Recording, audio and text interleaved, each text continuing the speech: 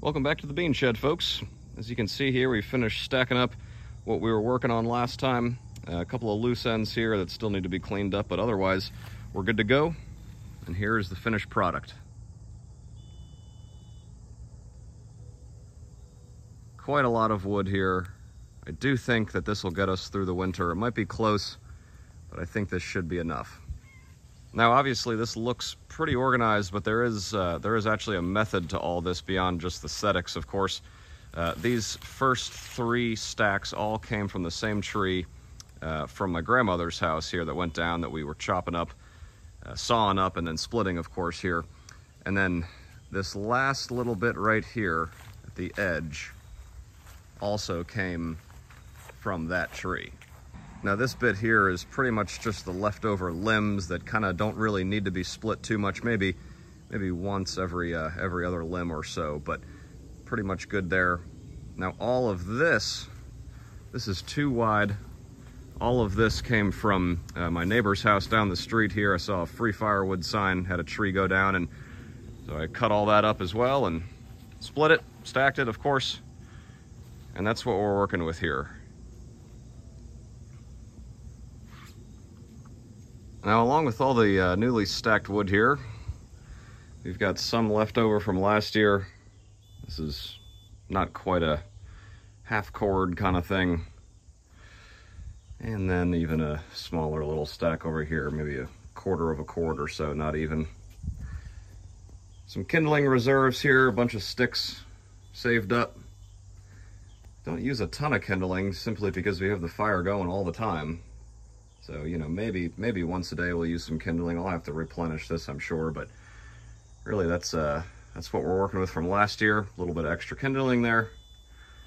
And the reason that this is up top, of course, is because we've got a covering here. And so once this goes inside and we run out, I replenish it with wood from over here, and it stays nice and dry so I don't have to separately cover this. Now our stove that we're working with is the Buck Model 81. Excellent stove. We got it installed about a year ago, so we've had a full season here already with it.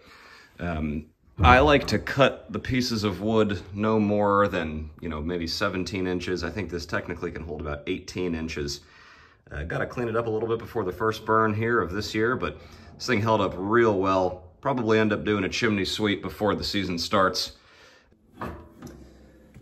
Now, the whole point of this, wood processing video is not really so much for myself. I've learned a lot of valuable lessons over the last 3 years doing firewood as the primary heat source here in this house. So I wanted to pass some of these lessons along to anyone else who's potentially going to be trying to do a full, wood burning winter. We do have propane as a secondary heat source. We try not to use it because it's very expensive. This house was built in 1900 and it's just extremely inefficient. So we try and do 100% firewood. We were able to do that last year, and we'll try and do that again this year. But again, in terms of lessons, the #1 lesson that I could possibly try and give is to keep diligent notes about how much wood is being used, temperatures, and all that.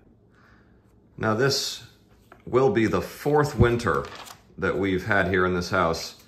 And again, if I can recommend one thing if you're attempting to do this as a newbie, take some notes. When you build a fire, take some notes when you start the fire, how many logs you add, and then each time you add, 3 logs, 5 logs, however many it is, you'll want to add more than just 1 log each time. I usually add at least 3 logs, every 2 hours, pretty much. And so, yes, this is kind of excessive after, a couple of fires. You kind of get the gist of it, but what this has allowed me to do is know exactly how much wood, we used last year, the year before, and ultimately how much wood we'll need again this year. Now, based on the current prep here for the 2023-2024 winter season, after splitting, stacking, and counting up everything that we have, we've got about 1,685 pieces total right now.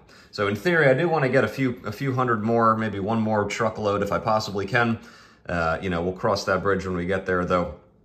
I also take diligent notes on the splitter, how many hours are put onto the splitter when the splitting takes place, because that machine requires maintenance. You know, you have to change the oil and everything, and so it's going to be important to know how many hours total are on that splitter when we need to do any sort of maintenance to it.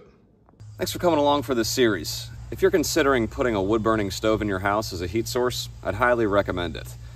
Yes, it's a lot of work at times, the splitting, the stacking, the cutting, but it's not the worst thing ever, and warms you twice, of course. It warms you when you're splitting it, and it warms you when you're burning it. And if you run the numbers, you know, behind utilities and everything, heat, and if you have propane or oil, you might find that you'd save quite a bit of money doing this, actually.